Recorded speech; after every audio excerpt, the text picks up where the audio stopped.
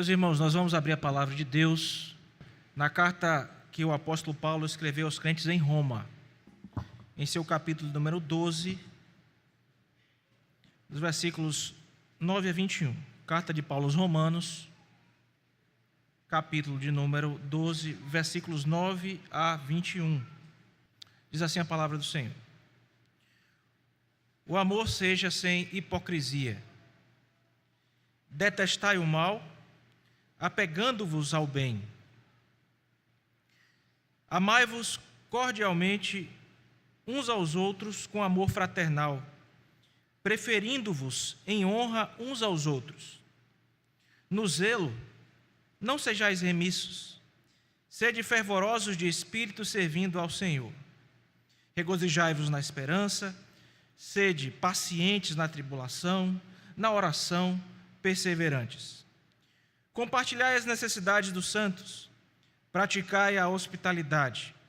Abençoai os que vos perseguem, abençoai e não amaldiçoeis. Alegrai-vos com os que se alegram e chorai com os que choram.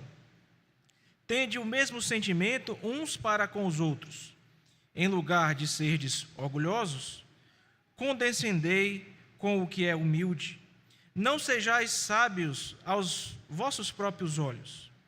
Não torneis a ninguém mal por mal. Esforçai-vos por fazer o bem perante todos os homens. Se possível, quando depender de vós, tende paz com todos os homens. Não vos vingueis a vós mesmos, amados, mas dai lugar à ira, porque está escrito: A mim me pertence a vingança. Eu é que retribuirei, diz o Senhor. Pelo contrário, se teu inimigo tiver fome, dá-lhe de comer. Se tiver sede, dá-lhe de beber. Porque fazendo isso, amontoarás brasas vivas sobre a sua cabeça. Não te deixes vencer do mal, mas vence o mal com o bem. Amém. Vamos orar, irmãos? Ó bendito Deus,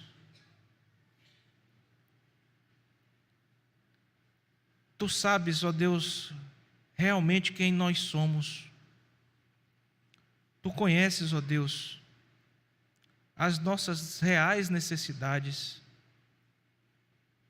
O Senhor sonda o nosso coração. A palavra não nos veio à boca e Tu já a conhece toda. Diante desta realidade, ó Deus, nós queremos Te pedir que mais uma vez o Senhor tenha misericórdia de nós. E que ciente, ó Deus, da nossa pequenez, fragilidade, dos nossos pecados, das nossas lutas, o Senhor graciosamente, mais uma vez, venha nos alimentar com a Tua palavra, concedendo-nos, ó Deus, a dádiva do entendimento, que o Teu Santo Espírito ilumine, portanto, nessa hora as nossas mentes e também prepare os nossos corações para ouvirmos, ó Deus, a Tua voz, a voz da Tua palavra, a voz do Teu Espírito que fora lida e que agora será, ó Deus, explicada e aplicada ao nosso coração. Toma-nos nas Tuas mãos, Senhor. Tu sabes o quanto nós precisamos de ouvir, ó Deus, as coisas que o Senhor quer nos falar. Então leva a nossa atenção cativa nessa hora, desvencilhando-nos, fazendo-nos deixar de lado, ó Deus, as coisas que estão lá fora, para que possamos tão somente agora estarmos preocupados, ó Deus, em entender o que o Senhor quer de nós, em ouvir, ó Deus, a poderosa voz do Senhor. Faz assim com a Tua igreja, Senhor. Abençoa-nos. É a nossa oração, no nome santo do Senhor Jesus Cristo. Amém.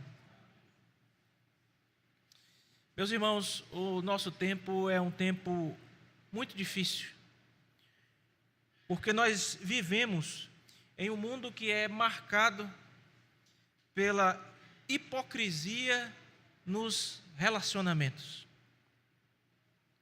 O amor, muitas vezes, é tratado como uma moeda de troca, e obviamente que para falar deste amor nós estamos o colocando entre aspas. Nós Amamos aqueles que nos favorecem e ignoramos ou desprezamos aqueles que não têm muitos benefícios a nos oferecer. Quando olhamos para o nosso tempo, a nossa cultura, para a nossa sociedade, o que encontramos aqui é este amor hipócrita e uma série de outros erros, dentre os quais se destaca a pregação favorável tanto à vingança como à retaliação.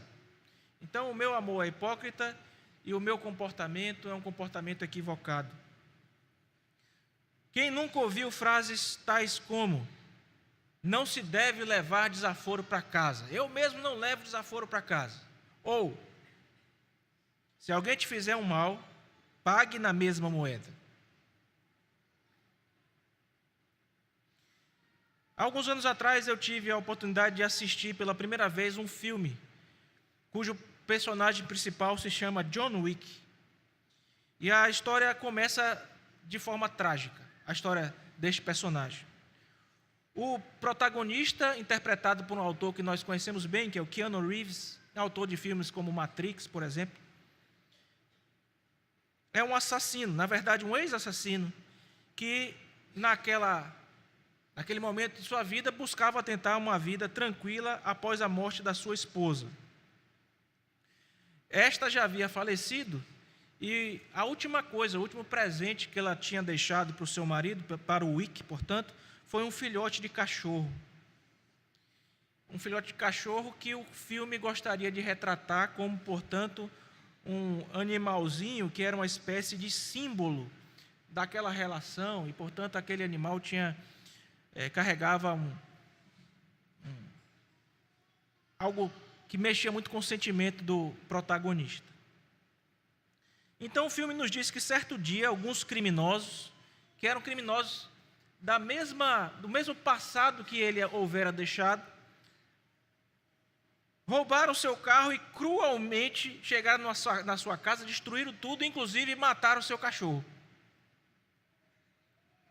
Eu não sei quantos de vocês já viram esse filme, é um filme muito famoso, eu acho que já está no 4 ou no 5, não sei.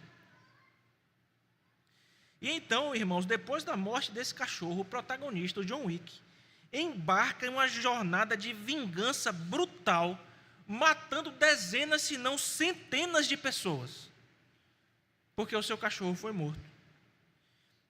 É interessante pensar como as telas e o cinema têm o poder de nos conduzir para longe da nossa ética. Aliás, a ética cristã é o grande assunto que estamos vendo na nossa passagem. Normalmente nós não aprovaríamos coisas como estas. O assassinato de centenas de pessoas por causa da morte de um cachorro. Ou da destruição de bens. O filme retrata uma perda pessoal que logo se transforma em um ciclo de sangue, de violência sem fim, e esse tipo de história agrada as pessoas hoje em dia, é admirada pela audiência porque toca em algo que é natural à nossa humanidade decaída, que é a ideia de que se nós sofrermos qualquer tipo de injustiça, nós devemos que retribuir na mesma moeda, senão de forma muito pior.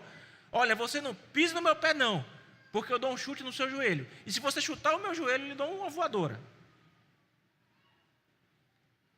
Esse é o lema do ser humano caído. A cultura popular nos ensina que a vingança é justificável, para não dizer heróica.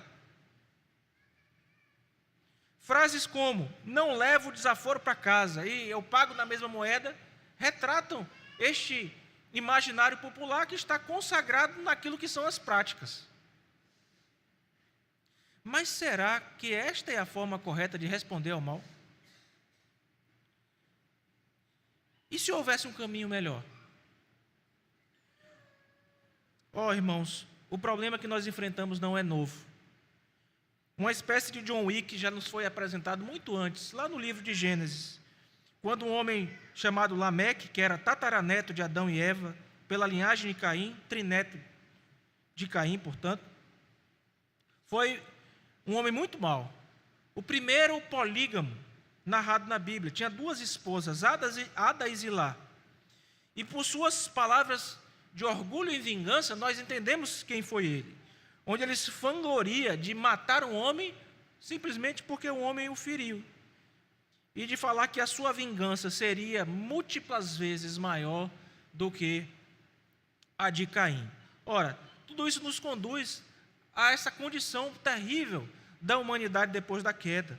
Desde a queda, irmãos, o pecado corrompeu os nossos relacionamentos, tornando-nos inclinados ao orgulho, à indiferença, ao desejo de vingança, a um amor hipócrita.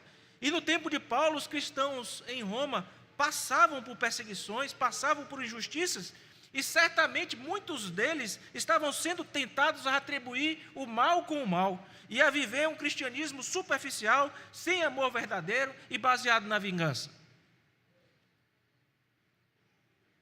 E é por isso que o apóstolo aos gentios reserva parte da sua carta, especialmente nesse capítulo 12, dos versos 9 a 21, mostrando que o evangelho deve transformar o ser humano por completo, deve transformar todos os seus relacionamentos, ensinando-nos, portanto, a amar de maneira autêntica e também a vencer o mal, não com retribuição de mal, mas vencer o mal com o bem. Ora, portanto, quando estamos aqui diante desse texto, o que Deus espera de nós, portanto, o propósito do Espírito Santo para o público original e o propósito do Espírito Santo para você que está reunido aqui essa noite, é que, diante disso, Deus espera de nós, irmãos, que nós não vivamos como vivem aqueles que não o conhecem, que não são filhos de Deus, que não seguem a Cristo, pessoas que promovem o egoísmo, a vingança, que são fingidas, hipócritas. O texto de Romanos, muito pelo contrário, nos ensina uma verdade que eu gostaria que você levasse para casa, guardasse no coração, e a verdade é a seguinte: Deus requer de nós amor genuíno e rejeição do mal em nossos relacionamentos. Deus requer de nós amor genuíno e rejeição do mal em nossos relacionamentos. E diante dessa verdade, que é o assunto do nosso texto, nós somos chamados a fazer duas coisas. Portanto, responda com coração humilde, diligente, em primeiro lugar, e depois responda também com coração bondoso, confiando pacientemente em Deus. Nós vamos, portanto, lidar com essa ideia, que é grande, em dois momentos. Eu convido você a olhar para a sua Bíblia para perceber como faremos. Diante da verdade de que Deus requer de nós amor genuíno e rejeição do mal em nossos relacionamentos, no primeiro momento nós vamos ver que precisamos responder com humildade e diligência, de coração. Isso está nos versículos 9 a 11 e também no versículo de número 16. No segundo momento, irmãos, respondendo à verdade de que Deus requer de nós amor genuíno e rejeição do mal em nossos relacionamentos, nós devemos, portanto, responder com bondade, confiança e paciência em Deus. Nós temos isso nos versículos 12 a 15 e em seguida versículos 17 a 21. Nós pretendemos, irmãos, como é o nosso costume, explicar e trazer algumas ilustrações, não da forma como trazemos sempre em um bloco único de ilustração, mas vamos ilustrar à medida que o texto nos pede, e depois algumas aplicações. Afinal, a ideia unificadora desse texto é bem complexa, porque o texto é complexo. Temos aqui uma série de questões que precisamos fazer. Ao que se aparenta, irmãos, a primeira parte do texto deveria nortear o relacionamento entre os irmãos. E a segunda parte do texto, nortear o relacionamento de nós com as pessoas que estão no mundo. Mas nós encontramos alguma mistura por aí. Então, o que gera uma certa complexidade para o que vamos ver juntos, mas nada que nós não possamos explicar para os irmãos pausadamente. Vejamos então o primeiro momento, irmãos, do nosso texto. Deus requer de nós amor genuíno e rejeição do mal em nossos relacionamentos. Portanto, responda com coração humilde e diligente. Responda com coração humilde e diligente, à luz dessa verdade. Vamos ler novamente, irmãos, os versículos 9 a 11 e em seguida o versículo número 16. O amor seja sem hipocrisia. Detestai o mal, apegando-vos ao bem. amai-vos cordialmente uns aos outros com amor fraternal, preferindo-vos em honra uns aos outros. No zelo, não sejais remissos, sedes fervorosos de espírito, servindo ao Senhor. Tende o mesmo sentimento uns para com os outros. Versículo 16, por favor, irmãos. Em lugar de seres orgulhosos, condescendei com o que é humilde. Não sejais sábios aos vossos próprios olhos. Amém. Vamos explicar isso aqui, irmãos. Primeira parte do nosso texto está falando claramente aí no versículo número 9, que o nosso amor não deve ser um amor hipócrita. Ora, o amor seja sem hipocrisia, detestai o mal, apegando-vos ao bem. O apóstolo Paulo está, portanto, meus irmãos, começando esse trecho com uma chamada importantíssima aos ouvintes originais, chamada essa que o Espírito Santo também nos dá essa noite. O nosso amor não deve ser um amor hipócrita, não deve ser aquele amor interesseiro. Aliás, irmãos, a palavra grega utilizada aqui para hipócrita é uma palavra muito interessante, é um termo usado para descrever os atores em um teatro que usavam máscaras para representar papéis. Então, o hipócrita é aquele que coloca uma máscara para representar um determinado papel, e esse papel muitas vezes não condiz com a realidade. Ele é um hipócrita, ele está colocando uma máscara. Ele está mostrando algo que ele não é. Ou seja, é muito simples entender que o amor não deve ser um amor mascarado. O amor não deve ser um amor falso. O amor antes deve ser sem hipocrisia, deve ser um amor verdadeiro. O amor cristão, irmãos, preste bem atenção, não deve ser um amor ensinado, não deve ser um amor fingido, não deve ser aquele amor que a gente percebe que é um mero papel social. Eu estou fazendo aquilo ali porque eu estou em determinado grupo e eu preciso aparentar alguma coisa.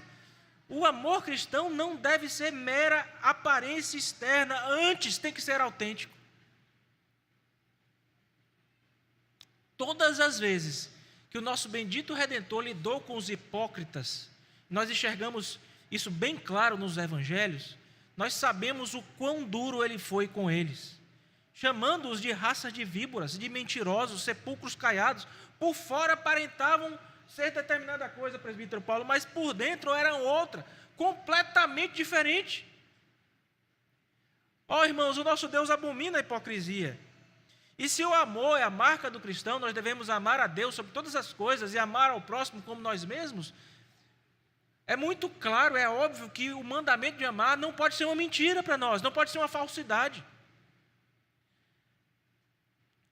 Essa ideia ecoa as palavras do nosso bendito Redentor. Ele diz o seguinte, conforme nos ensina o evangelista Mateus, no capítulo 22, versículos 37 a 39.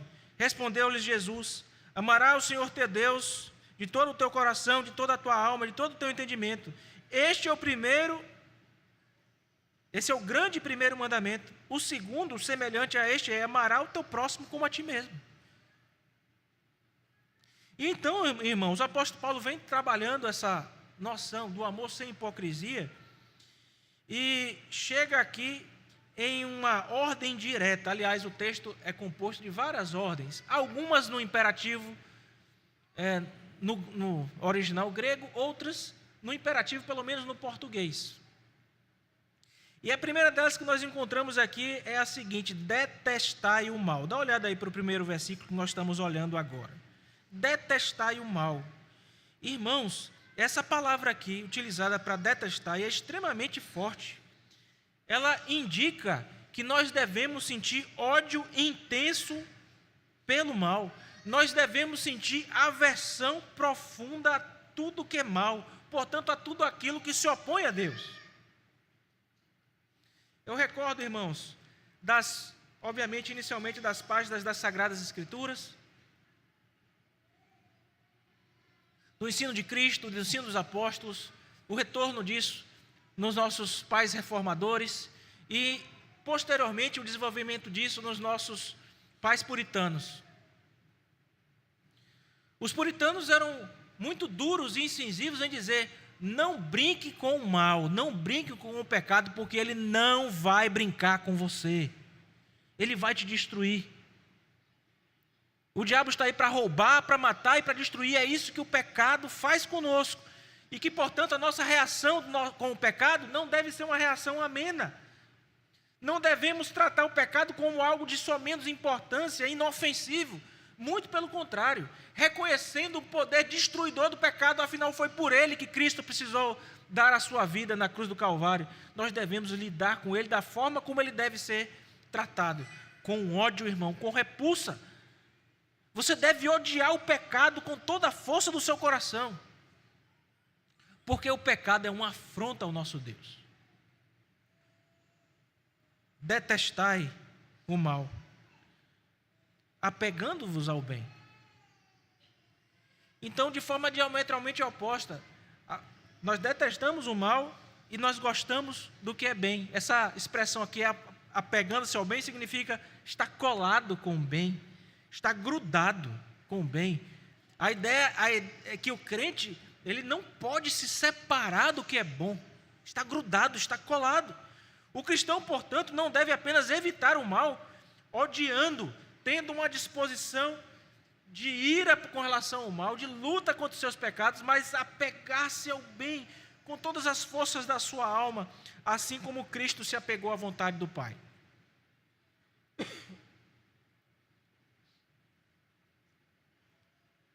Afinal, meus irmãos, foi Ele mesmo que exemplificou essa rejeição ao mal e apego ao que é bom, apego à vontade do Pai.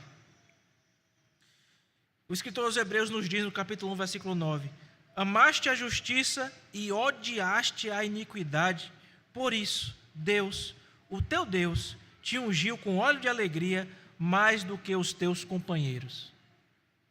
Ora, irmãos, amou a justiça e odiou a iniquidade. Esse foi o nosso Redentor e nós somos chamados a fazer a mesma coisa.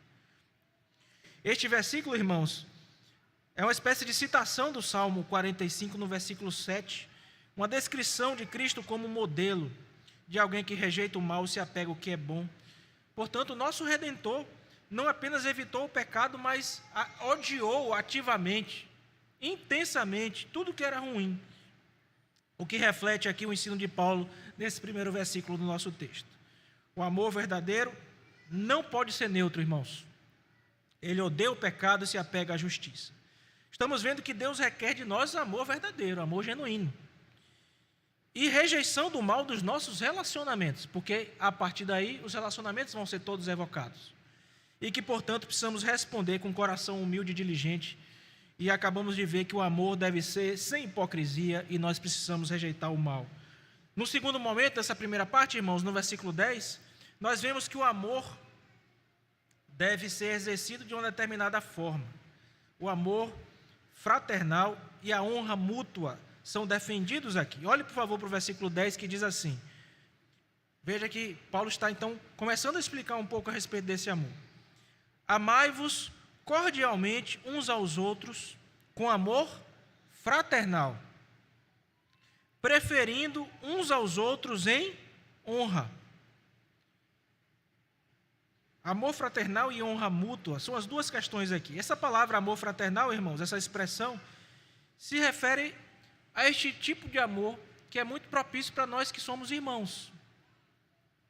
No contexto da igreja, este amor implica que nós devemos, irmãos, ver uns aos outros, enxergar uns aos outros como irmãos em Cristo Jesus.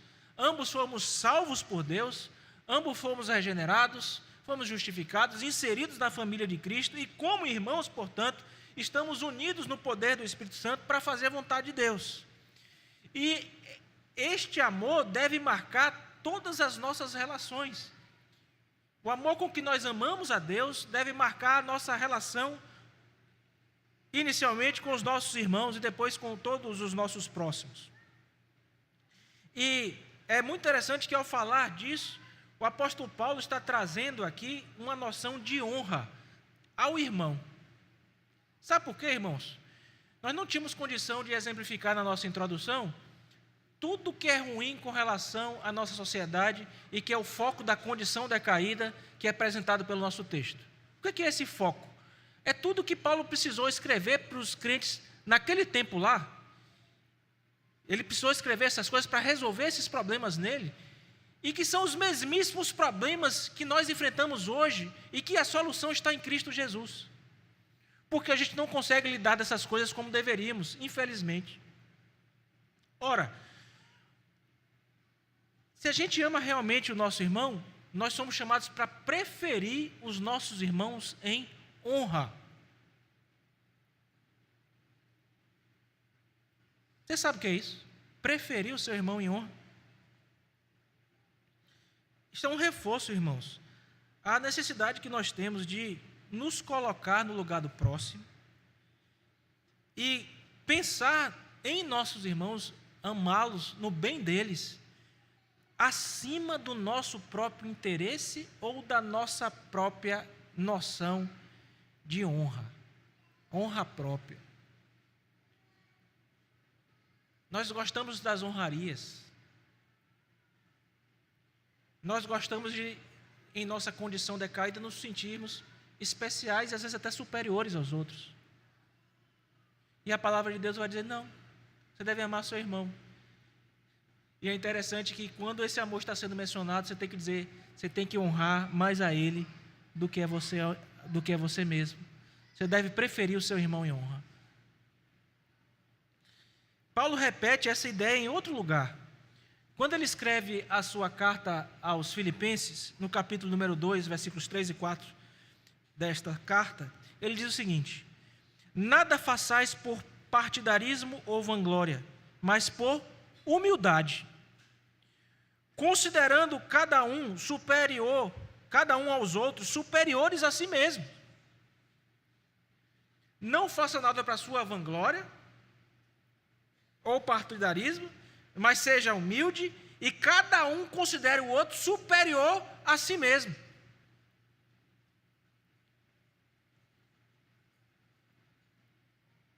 Não tenha cada um em vista o que é propriamente seu, senão também cada um o que é dos outros. Ora, irmãos, a ética de Cristo não é inversamente oposta à ética do mundo. E o próprio Cristo, o nosso Redentor, foi quem exemplificou essa humildade. Ele fez isso numa ocasião que nós conhecemos bastante, quando ele foi lá e lavou os pés dos discípulos. E o evangelista vai nos dizer que ele disse, vai nos contar que ele disse algo muito especial. Virou ao final do lava-pés e disse o seguinte para os seus discípulos: ora, se eu, sendo Senhor e Mestre, vos lavei os pés, também vós deveis lavar os pés uns dos outros, porque eu vos dei exemplo, para que, como eu fiz, façais também vós. Assim, o verdadeiro amor cristão, irmãos, não busca superioridade de posições, não busca status, não busca reconhecimento, mas serve com humildade e com honra ao seu irmão. E que Deus nos dê graça para fazer isso, irmãos. Porque isso, infelizmente, é contrário à nossa cultura e contrário à nossa condição decaída. Temos visto até aqui que Deus requer de nós amor genuíno, rejeição do mal nos nossos relacionamentos. Por isso, responda com coração humilde e diligente. Vimos o amor sem hipocrisia e rejeição do mal, versículo 9. E agora estamos vendo o amor fraternal e a honra mútua no versículo 10. O versículo 11 fala a respeito de uma coisa muito importante, irmãos, que é o zelo no serviço a Deus. Olha aí para a sua Bíblia, por favor. Zelo no serviço a Deus. No zelo, não sejais remissos, sede fervorosos de espírito, servindo ao Senhor. 3 recomendações diretas aqui, irmãos. Não ser, olhe para a sua Bíblia, por favor.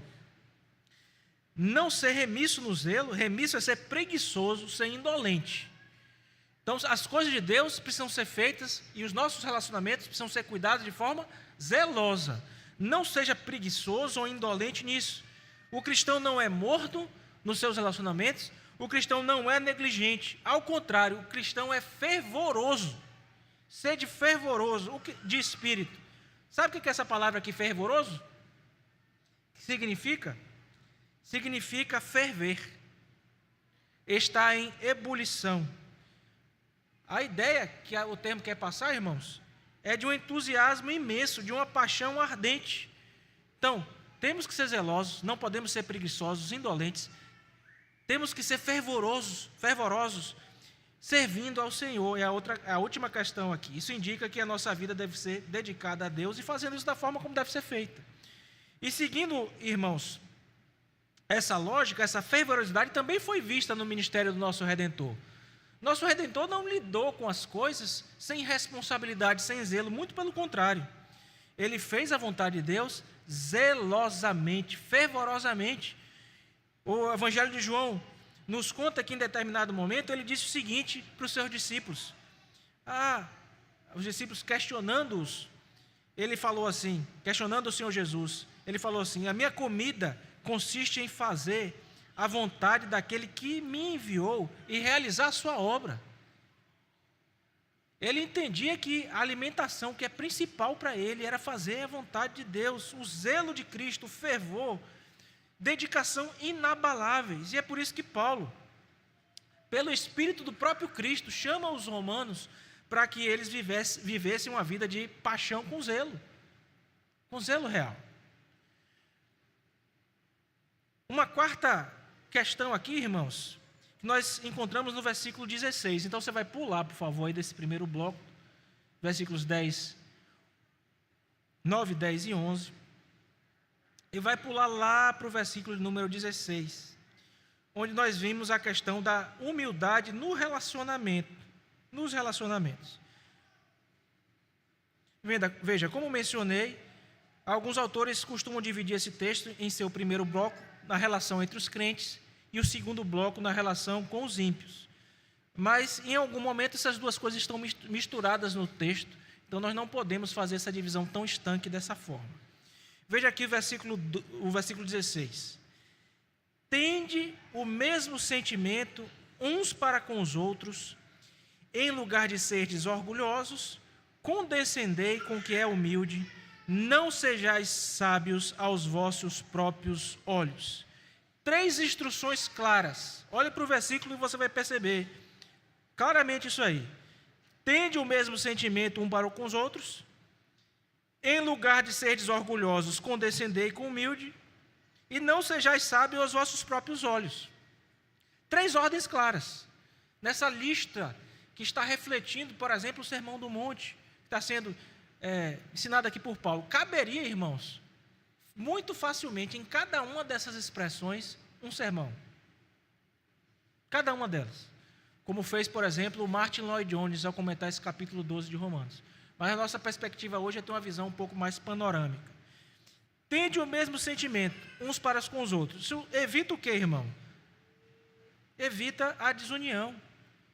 Propaga a harmonia, propaga a unidade, propaga, irmãos, a deixarmos de lado a acepção de pessoas, as divisões dentro do corpo de Cristo, ter o mesmo sentimento uns para com os outros. Em seguida, lance o orgulho. Em lugar de ser desorgulhoso, lance o orgulho fora. Condescendei com quem é humilde, ou seja, associe-se com quem é humilde. Não busque status, não busque exaltação, mas se encaminhar com os humildes. Um chamado claríssimo para a humildade.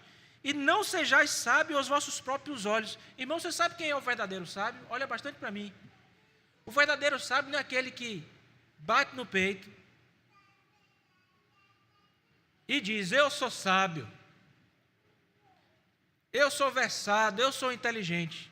Sabe quem é o verdadeiro sábio? É aquele que assume que nada ou pouquíssimo sabe. E o que sabe é fruto da graça de Deus operando nele. Então, veja, irmãos, que os elementos dessa primeira parte estão todos nos conduzindo a um coração, a uma vida num coração dedicado e humilde. Deixar de fora o orgulho, a vanglória, a posição, o status. Ora, irmãos, o maior exemplo disso foi o nosso Redentor. Nós conhecemos bem o texto de Filipenses no capítulo 2, versículos de 5 a 8. Tende vós o mesmo sentimento que houve também em Cristo Jesus, pois ele, subsistindo em forma de Deus, não julgou como usurpação ser igual a Deus. Antes si mesmo se esvaziou, e assumindo a forma de servo, tornando-se em semelhança de homens, e reconhecido em figura humana, a si mesmo se humilhou, tornando-se obediente até a morte, morte de cruz. Ora, irmãos, se foi assim com Cristo, deve ser assim conosco também. Eu quero trazer para você, então, algumas aplicações para este primeiro ponto que nos ensinou que Deus requer de nós amor genuíno e rejeição do mal em nossos relacionamentos. Portanto, responda com coração humilde e diligente. Quando você ouve esta ideia que resume a primeira parte do nosso texto e o versículo 16, você deve estar se perguntando assim, ou pelo menos deveria: e daí, pastor? O que é que isso significa para mim? Significa muita coisa. Nos dias de hoje é comum este amor superficial e interesseiro. Muitas vezes tratamos bem apenas aqueles que nos agradam ou podem nos oferecer algo. Este amor hipócrita se disfarça de gentileza, muitas vezes, mas no fundo esconde motivações egoístas e revela ao nosso coração que ainda está em processo de transformação. A Bíblia, entretanto, irmãos, nos chama, no poder do Espírito Santo, para uma vida diferente. A Bíblia nos chama para um amor autêntico, para um amor sem máscaras, um amor que honra o nosso próximo, um amor que rejeita o mal e que serve a Deus com dedicação e fervor. Isso significa, meus irmãos, que nós não podemos viver um cristianismo frio, superficial, onde há falta de zelo pelo Senhor e há desonra aos nossos irmãos. Se o amor de Cristo em nós não for sincero, se não formos humildes em nossos relacionamentos e não servirmos com dedicação, estamos refletindo não a fé verdadeira, mas uma fé falsa e distorcida. O amor falso enfraquece a comunhão, destrói a credibilidade do testemunho cristão e entristece o Espírito Santo. Por isso que João escreve o seguinte, na sua primeira carta, no capítulo 3, versículo 18: Filhinhos, não amemos de palavra nem de língua, mas de fato e de verdade. Filhinhos, não amemos de palavra e de língua, mas de fato e de verdade.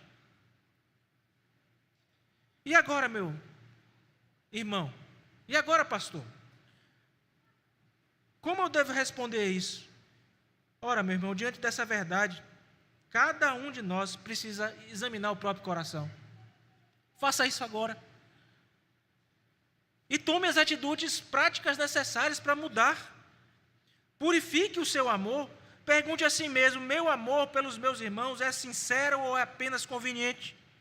Eu amo só aquele que tem mais bens, que tem mais posses, que pode me oferecer alguma coisa, ou eu amo a todos os meus irmãos? Eu rejeito o mal ou tolero atitudes que Deus condena? Irmão, é tempo de confessar a Deus qualquer falsidade de coração e pedir que Ele te ensine a amar de verdade. Pratique, irmãos, isso. Lide também com a honra e com o serviço. Como precisa ser lidado? Como você tem tratado aqueles ao seu redor? Você demonstra honra ao seu irmão?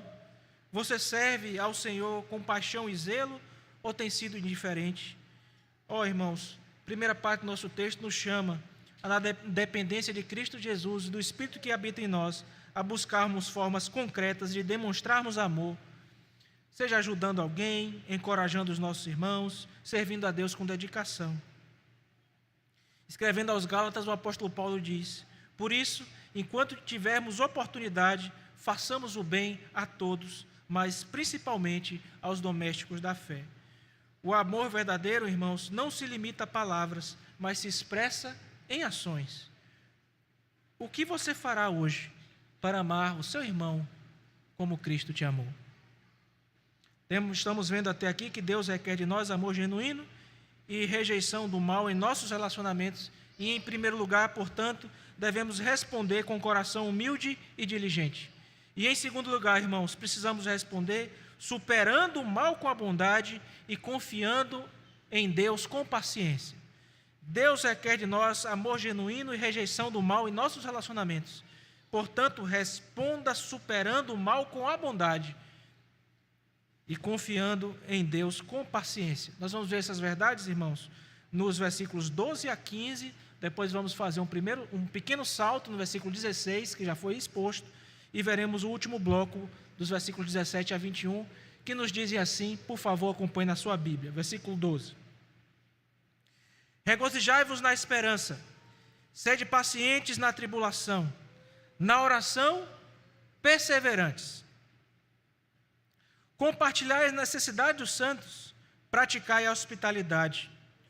Abençoai os que vos perseguem, abençoai e não amaldiçoeis. Alegrai-vos com os que se alegram e chorai com os que choram. Não torneis a ninguém mal por mal, esforçai-vos por fazer o bem perante todos os homens. Se possível, quando depender de vós, tende paz com todos os homens. Não vos vingueis a vós mesmos, amados. Ora, irmãos, eu pulei do 15 para o 17, tá? Acabei de ler o 17, tá bom? Agora lemos o 18, vou retomar aqui para não haver confusão, a partir do 19, tá? Não vingueis a vós mesmos, amados, mas dai lugar à ira, porque está escrito: a mim me pertence a vingança, eu é que retribuirei, diz o Senhor. Pelo contrário, se teu inimigo tiver fome, dá-lhe de comer. Se tiver sede, dá-lhe de beber. Porque fazendo isso, amontoarás brasas vivas sobre a sua cabeça. Não te deixes vencer do mal, mas vence o mal com o bem. Amém. Primeira questão aqui, irmãos, que nós vemos no segundo momento do nosso texto, que nos conclama uma resposta à verdade que já mencionamos, de superar o mal com a bondade e confiar em Deus com paciência, está aqui justamente nesse versículo 12. Esse versículo, olhe para ele, por favor, está falando da alegria na esperança e paciência na tribulação. Olha as atitudes fundamentais que estão nesse versículo. Olhe, que você vai ver claramente aí. Veja aí logo no início, essas três atitudes. Regozijai-vos na esperança, sede pacientes na tribulação e na oração, o quê? Perseverantes. O que é que temos aqui, irmãos? Que a nossa esperança não é uma ilusão. As pessoas aí fora, sem Cristo, depositam a sua esperança em mentiras, em engodos, no dinheiro, na força do braço, no plano de saúde, às vezes em qualquer outra coisa. Já a nossa esperança não é ilusória. Irmãos, a nossa esperança é uma certeza. Aliás, é isso que a palavra grega, que é traduzida por esperança, nos ensina aqui. É uma confiança plena num futuro que Deus prometeu. O que é a nossa esperança? É uma confiança plena no futuro que Deus prometeu. E porque foi Deus que prometeu, isso certamente se cumprirá, porque Ele é fiel. Ora, irmãos, a alegria do cristão, então, não depende das circunstâncias, mas da esperança da glória eterna. E Cristo é a razão da nossa esperança, Ele é a nossa esperança. Ora, se os crentes em Roma estavam passando por dificuldades, isso deveria ser um grande bálsamo para eles. E parece ser isso mesmo que ocorria, porque em seguida eles são instados a serem pacientes na tribulação. Ora, irmãos, o sofrimento nessa vida nós bem sabemos que é inevitável. Mas a paciência nos permite, mesmo em meio aos nossos sofrimentos, permanecermos firmes e suportar as dificuldades sem murmurar. Essa é uma luta constante na nossa vida cristã. A dificuldade vem, aí aconteceu aquela coisa que você não gosta, tá? Pense aí a coisa que te cerca, que faz parte aí da sua vida, que você luta contra aquilo, mas aconteceu aquela coisa, justamente aquela coisa que você não gosta. Aí você pensa, puxa, e nem depende de você. Aconteceu de novo. O que é que o seu coração, que está sendo transformado, quer? Recorrer a outras coisas que não a Deus, fazer você impaciente, tirar o foco da sua esperança, conduzir você para longe da oração, que é o que a gente vai ver daqui a pouco, e você ali no meio da tribulação vai começar a ser tentado por Satanás. Lembra lá de Efésios capítulo 6? O cara está toda a armadura posta, e aí Efésios 6 menciona o dia mau. Bote toda a armadura de Deus para que você possa resistir o dia mau. Quando é o dia mau? Aconteceu tudo isso, Satanás e suas hostes estão ali, cercando você, rodeando, olha, aconteceu aquilo que ele costuma botar o escudo de lado, tirar o olho do alvo, enfraquecer na esperança, e é aí que ele vem com toda a força para levar você para a morte, para a destruição. E aqui Paulo está dizendo, não. Olha, seja feliz por causa da esperança, por causa de Cristo. A tribulação vai vir, mas seja paciente no meio da tribulação. E obviamente que o caminho que nós devemos fazer a partir daí, irmãos, é botando a nossa esperança em Cristo, nos quedar em joelhos em oração.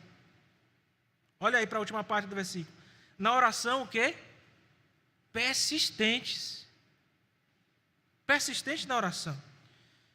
Então, a oração não deve ser ocasional, irmãos, mas constante. A vida do crente é uma vida de oração. Não é? O Evangelho de Lucas nos mostra o Senhor Jesus contando uma parábola, lá no capítulo 18. E é interessante como Lucas inicia esse capítulo dizendo assim: disse-lhe Jesus uma parábola sobre o dever de orar e nunca esmorecer. Aí ele conta a parábola. Então esse é o nosso dever, orar e nunca esmorecer. É isso que Cristo nos ensina, a manter uma vida de oração, esperançosa, mesmo em meio às tribulações, regozijarmos no Senhor, na sua dependência, superarmos o mal, as dificuldades. Ora, irmãos, Deus requer de nós amor genuíno e rejeição do mal em nossos relacionamentos. Portanto, responda superando o mal com a bondade, com confiança em Deus e paciência. É isso que nós estamos vendo. Responder o mal com o mal? Não, com a bondade, com confiança em Deus e paciência. Em seguida, irmãos, depois de falar dessa alegria na esperança e paciência na tribulação, nós vemos aqui no versículo 13 uma outra questão ética importante para nós que somos cristãos, que é a prática da bondade e da hospitalidade. Veja aí o versículo 13, por favor. Compartilhai as necessidades dos santos, praticai a hospitalidade. Nós estudamos isso aqui rapidamente em uma escola dominical. Vimos lá que a palavra aqui, filosania, significa amor ao estranho. Então, nós precisamos, irmãos, praticar essas duas coisas, vendo a necessidade dos nossos irmãos, vivendo um amor genuíno nos nossos relacionamentos, rejeitando o mal, deixarmos de sermos individualistas e praticarmos a bondade e a hospitalidade. Se os nossos irmãos estão passando necessidade, nós precisamos fazer o quê? Cuidar das necessidades dos nossos irmãos. Nós precisamos abrir a porta da nossa casa para os nossos irmãos. Já estudamos isso hoje pela manhã também. E o que me permite ser um pouco mais rápido na abordagem disso agora. Ora, irmãos, isso é tão forte que o próprio Senhor Jesus, no Evangelho de Mateus, nos diz algo muito importante, no capítulo 25, versículo 35. Porque eu tive fome e me destes de comer, tive sede e me destes de beber, era forasteiro e me hospedastes. Então, quando fazemos isso ao nosso próximo, aos nossos irmãos, nós estamos fazendo a pessoa bendita de Cristo, que requer que assim vivamos, hajamos, pratiquemos as verdades da sua palavra. Muito bem. Um terceiro aspecto, irmão, está no versículo 14. Olha aí para a sua Bíblia, por favor. Aqui nós estamos diante de uma outra proposição ética, né, que deve conduzir as nossas vidas. E essa, irmãos, é muito difícil e, portanto, eu queria a sua atenção de forma bem especial. Versículo 14. Abençoai os que vos perseguem. Abençoai e não amaldiçoeis. Irmãos, este é, sem dúvida alguma, um dos aspectos mais difíceis da vida cristã.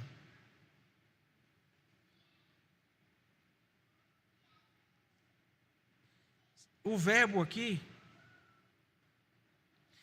reverendo Marcos Rogério, eulogel. Não se tem nenhum outro, mas estão todos mencionados aqui. Eulogel. Ele sabe bem que esse verbo significa falar bem ou desejar o bem a alguém. Aí o cidadão te persegue. O cidadão está fazendo o quê? Te perseguindo. Você é chamado por Deus e relembrado por Ele esta noite a fazer o quê? Pagar o mal com o mal? É assim? Você deve... está me perseguindo. Eu vou falar mal dele, vou aproveitar, vou acabar com a imagem dele. Em quem eu puder. É assim? Não, irmãos. Chamado para falar bem e para desejar o bem dessa pessoa.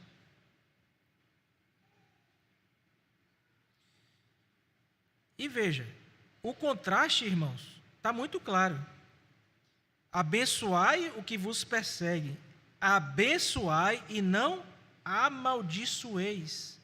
Sabe o que significa aqui amaldiçoar? Falar contra e desejar o mal.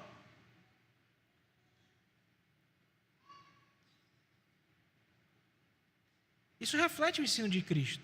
É Ele mesmo que nos diz, conforme nos narra o evangelista Mateus, no capítulo 5, versículo 44 do seu evangelho. Eu, porém, vos digo, amai vossos inimigos e orai pelos que vos perseguem.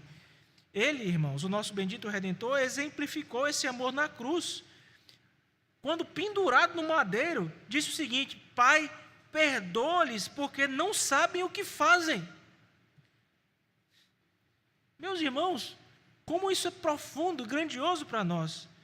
A maior vitória sobre o mal não é retribuir o mal com o mal. A maior vitória sobre o mal não é retribuir na mesma moeda, mas responder com amor, o amor que vence o ódio e que agrada a Deus.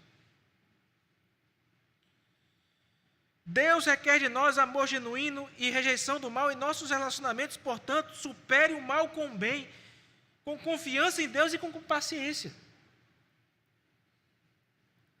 Alegria e esperança, paciência na tribulação, praticando a bondade e a hospitalidade, abençoando os perseguidores. E agora, irmãos, sendo empáticos e tendo solidariedade. Veja aí o versículo 15. Alegrai-vos com os que se alegram e chorai com os que choram. É coisa difícil ter empatia hoje em dia. As pessoas são tão individualistas, mas tão individualistas, ou olham somente para suas próprias famílias, que estão se tornando cada vez mais incapazes de olhar para o outro. Este versículo está ensinando a empatia e a solidariedade cristã. Ora, irmãos, empatia e solidariedade é uma expressão prática do amor, que é um dos assuntos que está norteando a nossa passagem. Então, quando eu amo meu irmão, eu me coloco no lugar dele. Quando eu amo meu irmão, quando eu amo meu próximo, eu me colocando, portanto, no lugar dele, vou perceber as suas necessidades, as suas angústias, e vou, de forma solidária, lidar com meu irmão, com as suas necessidades e angústias. Escrevendo aos Gálatas, Paulo fala sobre isso. Ele diz lá no capítulo 6, versículo 2, levai as cargas uns dos outros, e assim cumprireis a lei de Cristo. Ora, irmãos, levai a carga uns dos outros, portanto, estamos diante aqui desse que se alegra com o que se alegra e chora com o que chora. Se importa com seu irmão, é empático e solidário ao que ele está vivendo. A empatia é um reflexo do amor de Cristo em nós. Não deixe, meu irmão, que nada nesse mundo aí mortifique a empatia, cauterize a sua mente, de modo que você não consiga se colocar no lugar do seu irmão. Por fim, irmãos, nos versículos 17 e 18, ainda temos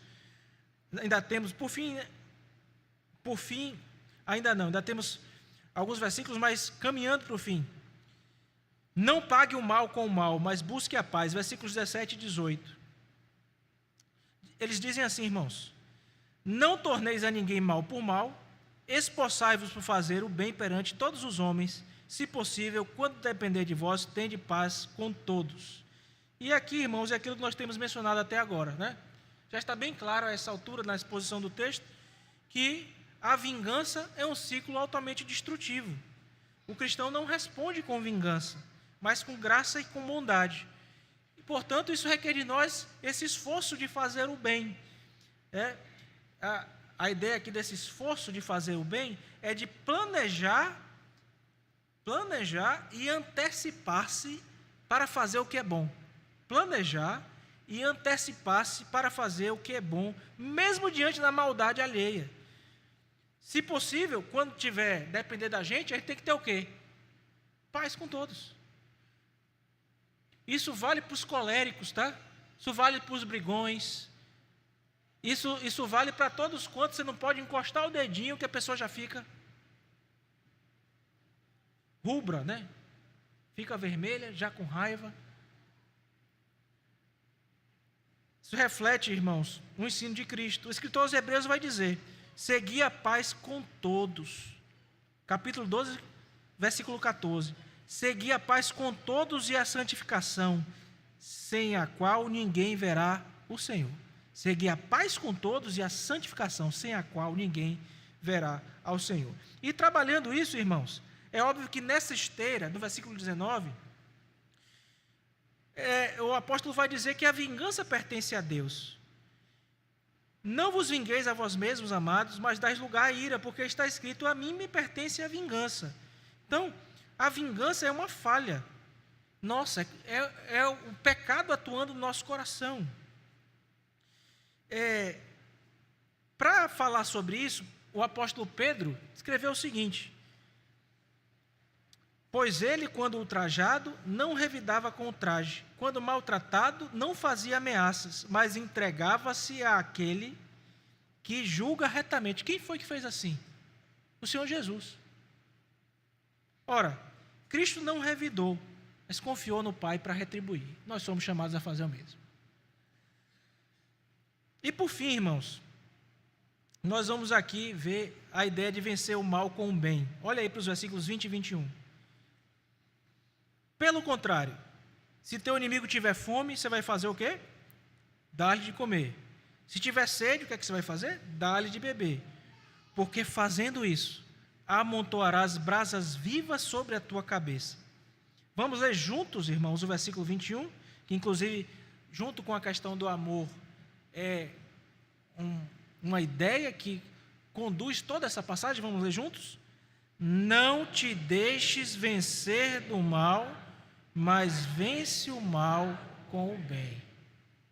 Não te deixes vencer do mal, mas vence o mal com o bem. Ora, irmãos, brasas vivas sobre a cabeça refere-se aí, muito provavelmente, ao remorso e convicção gerados pela bondade inesperada, não é?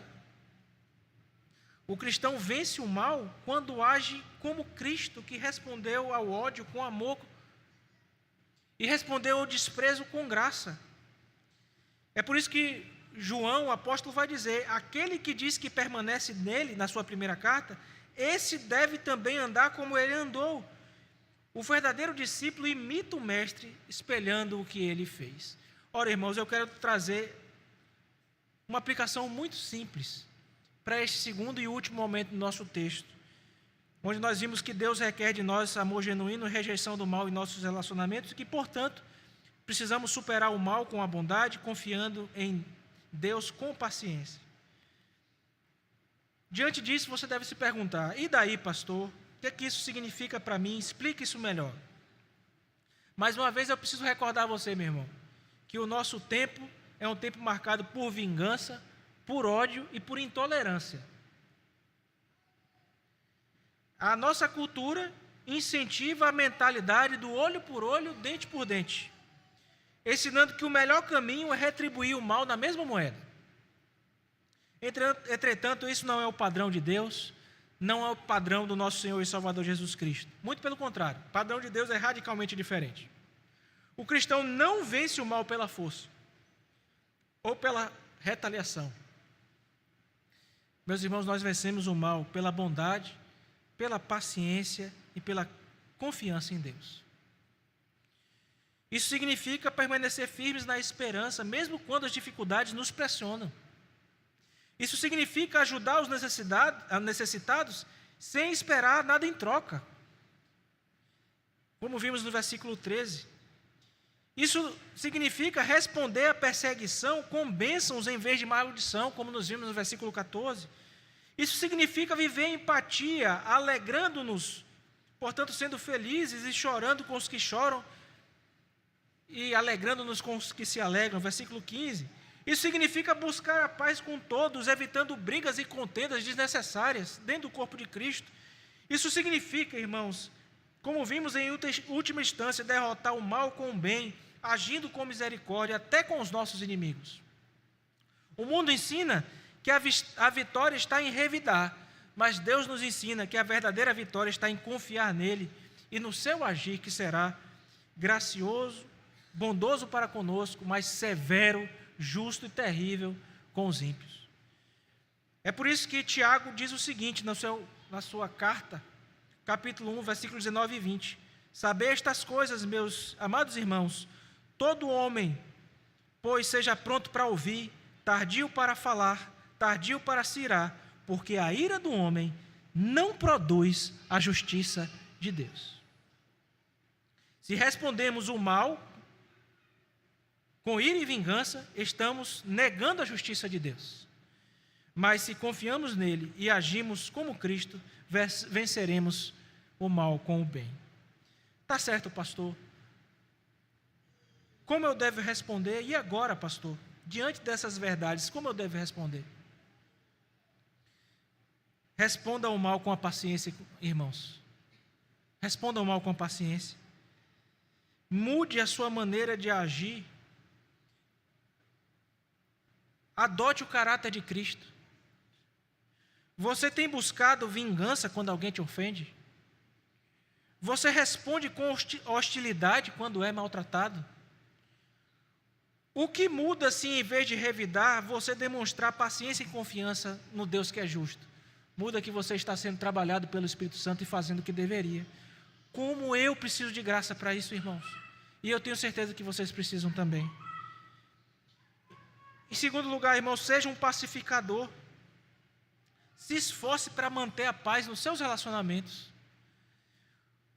Como é que você pode demonstrar empatia com seu irmão, bondade no dia a dia? Como a sua atitude pode refletir a humildade e misericórdia de Cristo Jesus? E em terceiro lugar, meus irmãos, ore pelos seus inimigos e pratique o bem, inclusive a estes. Pense aí agora nas pessoas mais difíceis com que você lida na sua vida. Pessoas que muitas vezes abertamente se posicionam como seus perseguidores e inimigos. Você já orou por estas pessoas? Como você pode demonstrar o amor de Cristo para estes que não merecem? Provérbios 25, 21 a 22 nos dizem: se o que te aborrece tiver fome, dá-lhe pão para comer. Se tiver sede, dá-lhe água para beber, porque assim lhe amontoarás brasas sobre a cabeça, e o Senhor te retribuirá. Concluindo então, irmãos, a mensagem desta noite. Certamente você se lembra da história inicial daquele protagonista, o John Wick, de um filme. Aquele ex-assassino que após perder seu cachorro, um presente que fora dado por sua esposa, entrou em uma jornada de vingança, matando todos que cruzavam o seu caminho. O que começou como um ato de violência gerou uma espiral de destruição sem fim. E aquele personagem acreditava que a vingança era o último caminho, o único caminho para lidar com a sua dor. Ele seguiu o princípio da retaliação: se me ferem, eu devolvo em dobro. Vimos que, infelizmente, quando nós desligamos os nossos filtros, inclusive isso acontece muito no cinema, é muito comum a gente ir para este filme e dificilmente algum de nós lá não torceria, não daria a sua torcida, o seu incentivo para aquele que estava matando tantas pessoas. Algo que deve nos chamar muita atenção. Um cidadão que seguiu o princípio da retaliação. Mas essa não é a resposta. A resposta que a cultura entende ser certa, que o nosso tempo entende ser certa. Há uma resposta superior. E nós vimos hoje essa resposta através da palavra de Deus. Vimos que Deus nos chama para um amor sem hipocrisia, para a rejeição do mal e para vencer o mal com o bem. No mundo, a cultura do olho por olho continua firme, mas na igreja não é esta cultura que impera. Na igreja, o que impera é algo diferente, é o caminho da graça, do amor e da confiança em Deus. Portanto, irmãos, desde o início, nós vimos que a vingança e a retaliação, desde a queda, imperam nesse mundo.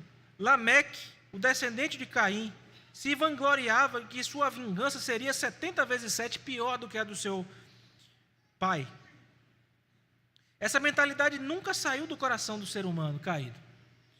Em nossa condição decaída, irmãos, diante do mal, queremos retribuir na mesma moeda. Se alguém nos trai, queremos trair também. Se alguém nos fere, nós queremos vê-lo sofrer. Mas o amor verdadeiro, irmãos, o amor que passa a governar em nosso coração quando somos filhos de Deus, o amor a Deus sobre todas as coisas e ao próximo como a nós mesmos, nos chama a não seguirmos essa lógica. Nosso amor não deve ser hipócrita. Nós não devemos buscar o mal e não devemos retribuir com ódio. Se temos que sentir ódio por alguma coisa, o ódio deve ser pelo pecado. A esse sim nós devemos odiar.